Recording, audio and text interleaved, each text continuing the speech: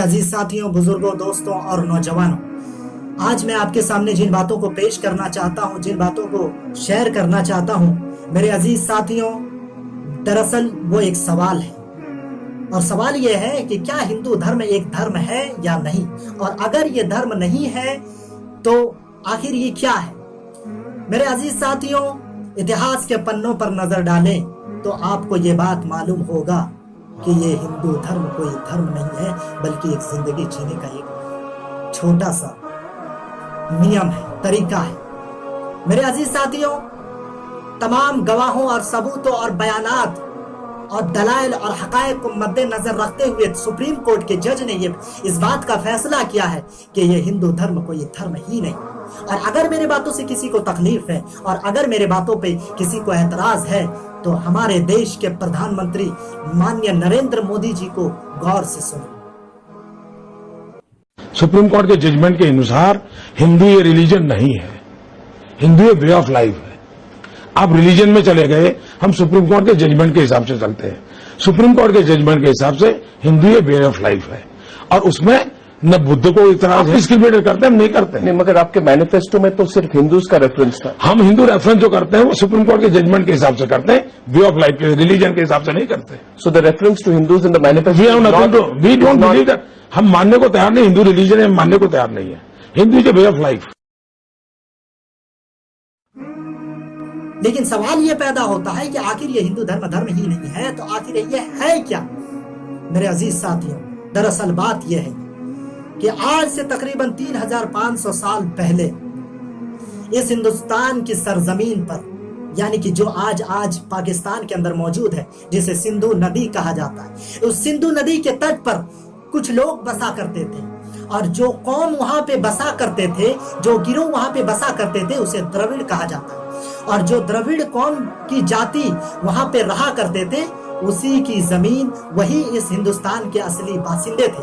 लेकिन जब 2563 साल पहले ईरान से इराक और पाकिस्तान होते हुए उस सिंधु नदी के तट पर आकर बसना शुरू किया और वहां पे डेरा डालना शुरू किया और वहां के द्रविड़ नाम के गिरोह को अपना गुलाम बनाना शुरू किया, तो उस वक्त अपने साथ अकेले नहीं आए थे, बल्कि अपने धर्म की 4 किताबों को भी लाया, ऋग्वेद, यजुर्वेद और अथर्ववेद और सामवेद। मेरे अजीज साथियों, पॉइंट टू बी नोटेड करने वाली बात तो यह है कि इसी धर्म की किताबों के जरिए से उन्होंने इस द्रविड़ जाति और इस द्रविड़ कौम के लोगों को अपना गुलाम बनाना शुरू किया।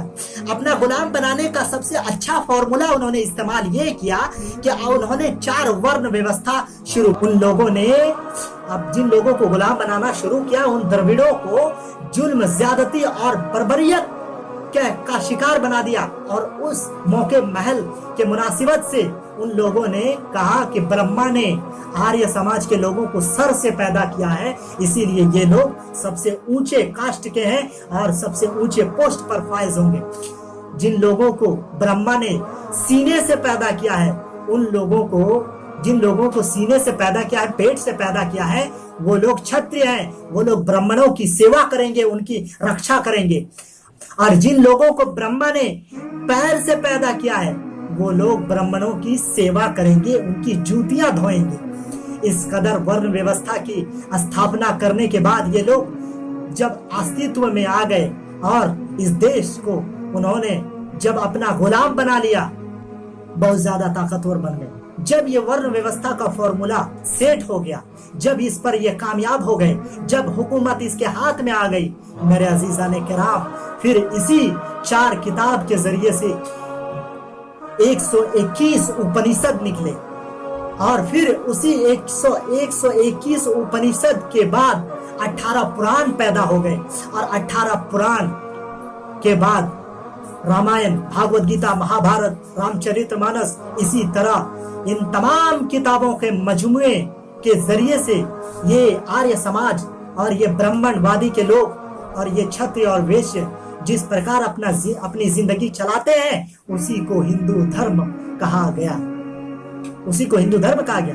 लेकिन जब आप इनके हिंदू धर्म की किताबों का मुताला करेंगे तो आपको मालूम होगा कि ये हिंदू धर्म नहीं बल्कि सनातन धर्म। लेकिन मैं एक बात बताना भूल गया कि आखिर ये हिंदू धर्म कहा जाने लगा क्यों मेरे भाइयों। चलिए आइए फिर से हम उसी सिंधु नदी के तट पर आते हैं। जब ये ईरान और इराक से ये आर्य समाज के लोग सिंधु नदी के तट पर आए और जब अपनी हुकूमत कायम करने का इरादा किया, तो वो लोगों के पास एक परेशानी थी, और वो परेशानी ये थी कि ये लोग सिंधु को सिंधु नहीं कह सकते थे, सौ का प्रोनाउंसिएशन नहीं कर सकते, सौ का उच्चारण नहीं कर सकते थे। और इसका जीता जागता मिसाल आज सऊदी अरब के लोग हैं। सऊदी अरब के लोग अभी भी इंग्लैंड को इंग्लैंड नहीं बल्कि इंग्लैंड कहते हैं, और जापान को जापान नहीं बल्कि याबान कहते हैं। ठीक इसी कदर तो उन लोगों ने सिंधु को सिंधु नहीं बल्कि हिंदू कहना शुरू कर दिया। और उसी प्रकार इस सिंधु नदी के तट को, जब इस सिंधु नदी के तट को सिंधु नहीं बल्कि हिंदू कहना शुरू कर दिया, तो इसको हिंदुस्तान बना दिया। और जब हिंदुस्तान बना दिया, हुकूमत उनके कब्जे में आ गई, तो उन लोगों ने हिंदू धर्म बना दिया।